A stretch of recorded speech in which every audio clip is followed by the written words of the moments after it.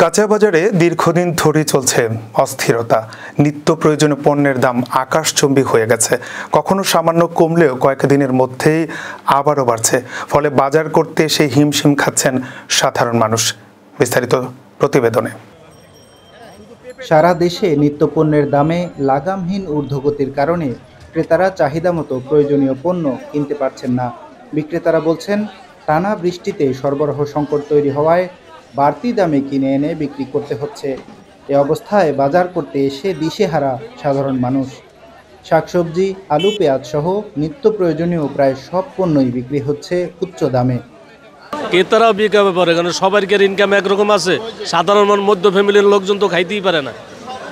যারা 300-400 টাকা আইজা পায়, এরা কি কেমনে খাইব? কোন চাল কিনবে না, সবজি কিনবে না, মাছ কিনবে কোন? এখন বাজার ঘুরে দেখলাম অনেক দাম, মানে সব কিছুতে দাম। লাগালে বাইরে যাচ্ছে এটা তো সঠিক বলতে পারবো না। এখন আমরা তো সাধারণ মানুষ, আমরা মনে করেন দিন কামাই করে দিন খাই।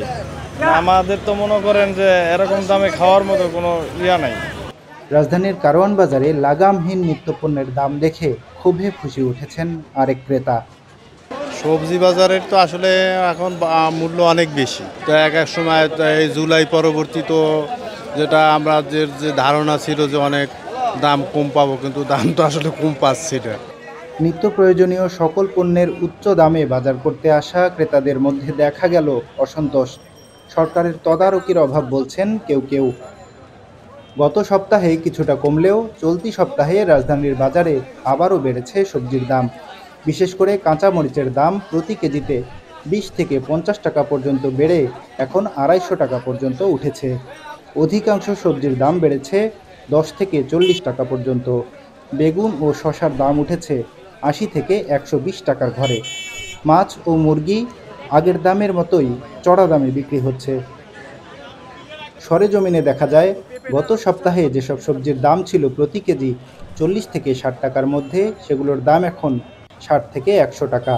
যেমন 60 টাকার গোল ও লম্বা বেগুন এখন 80 থেকে 120 টাকা, ঝিঙে 50 টাকা, চিচিঙ্গা ও ধুন্দল এখন 60 টাকা, কাঁকরোল, লতি, বরবটি, করলা 80 টাকা, 40 টাকার পটল, ঢেঁড়স, লাউ, মূলো এখন 60 টাকা কেজি।